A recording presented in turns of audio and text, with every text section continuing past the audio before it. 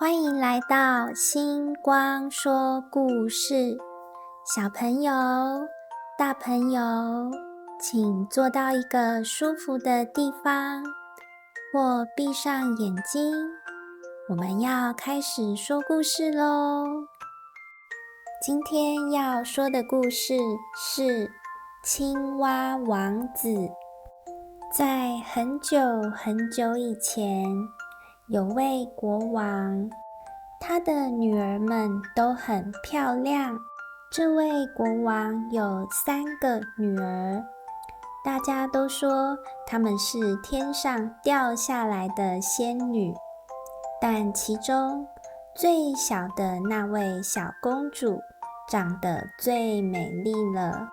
这位国王的宫殿旁边有一片阴森的大森林，在那片森林里有一棵老树，树下有一个深深的水池。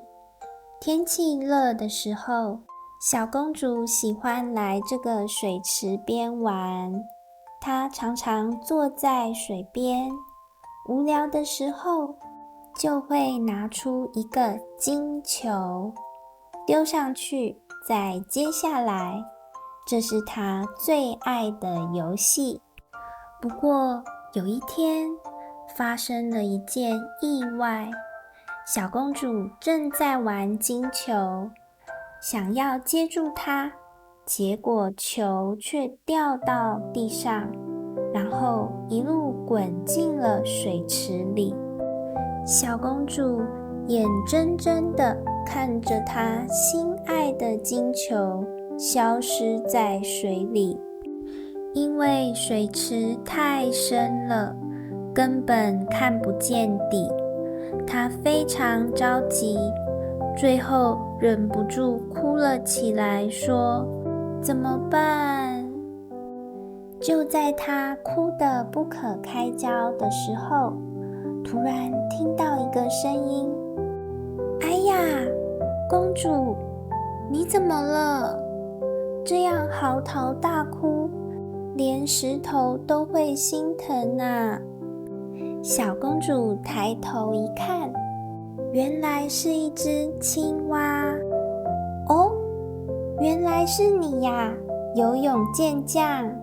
小公主对青蛙说：我哭是因为我的金球掉到水池里了。别难过，别哭了。青蛙安慰她说：我可以帮你捡回来，可是你得答应我一些条件哦。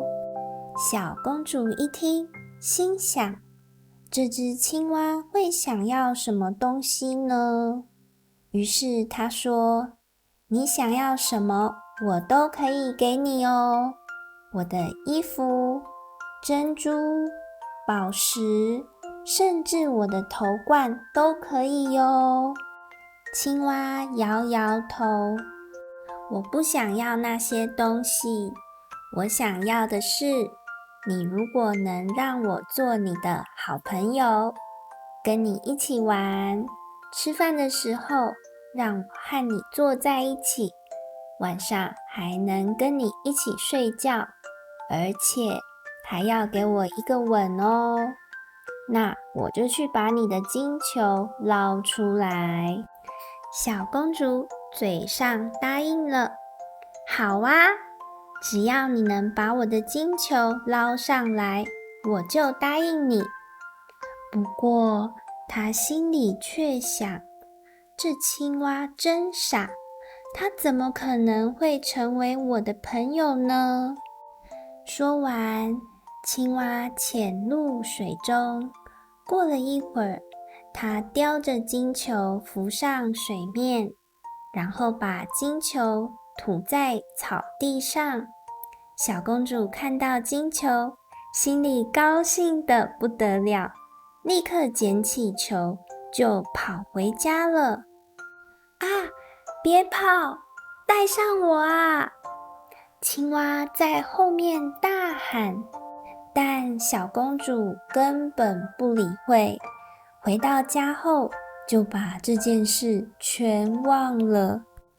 第二天，小公主跟国王和大臣们刚坐上餐桌，准备用餐时，突然听到外面有声音，像是什么东西在敲门。她一开门，发现是那只青蛙蹲在门口，心里吓了一跳，立刻把门关上。回到座位上，脸色慌张。国王见女儿这样，忍不住问：“孩子，你怎么了？是不是外面有什么可怕的东西要抓你？”“不是的，爸爸。”小公主回答，“不是什么可怕的东西，是一只讨厌的青蛙。”国王好奇地问：“青蛙找你做什么？”小公主苦着脸说：“昨天我在森林里玩，金球掉进水里，青蛙替我捞上来了。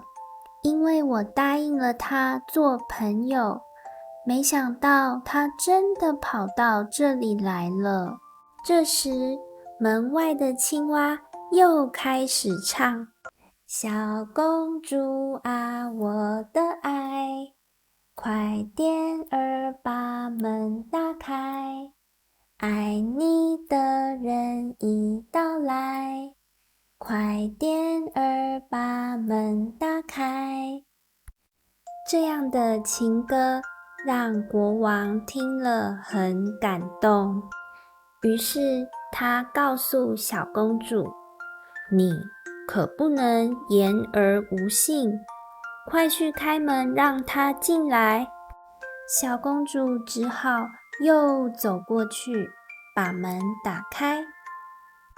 青蛙跳了进来，接着说：“把我抱到你身旁呀！”小公主心里害怕得发抖，但国王还是命令她照做。她只好小心翼翼地把青蛙抱上了椅子。青蛙坐上椅子后，开始要求：“请把你的盘子推过来，让我们一起吃饭。”小公主虽然不情愿，但还是把盘子推了过去。青蛙吃得津津有味，但小公主却一口也吃不下去。最后，青蛙吃饱了，接着说：“我有点累了，请把我抱到你的卧室去，让我跟你一起睡吧。”小公主心里非常害怕，心想：这只冷冰冰的青蛙怎么能在她的床上睡呢？她一想到这里，就忍不住流泪了。国王看到小公主这样，就很生气地说：“在困难的时候帮助过我们的人，不论他是谁，都不应该受到鄙视。”小公主心不甘情不愿地把青蛙放在床上，然后青蛙又说：“你还没亲吻我呢，跟我说晚安。”小公主非常不情愿地凑过去，在青蛙的头上轻轻地亲了一下。就在这一瞬间，奇迹发生了，青蛙居然变成了一位英俊的王子，两眼炯炯有神，笑容灿烂。他告诉小公主，只有真正的公主亲吻我，才能打破这个魔咒。王子解释道：我在一次偶然的机会下，无意中冒犯了一位女巫。女巫是个心胸狭窄的人，对任何冒犯她的人都会施加魔咒。于是，她把我变成了一只青蛙，让我在水池里生活，直到有一位真正的公主愿意亲吻我，这样才能解除这个魔咒。也谢谢你救了我，小公主。我今后一定会好好照顾你的。你愿意嫁给我吗？小公主点头答应了。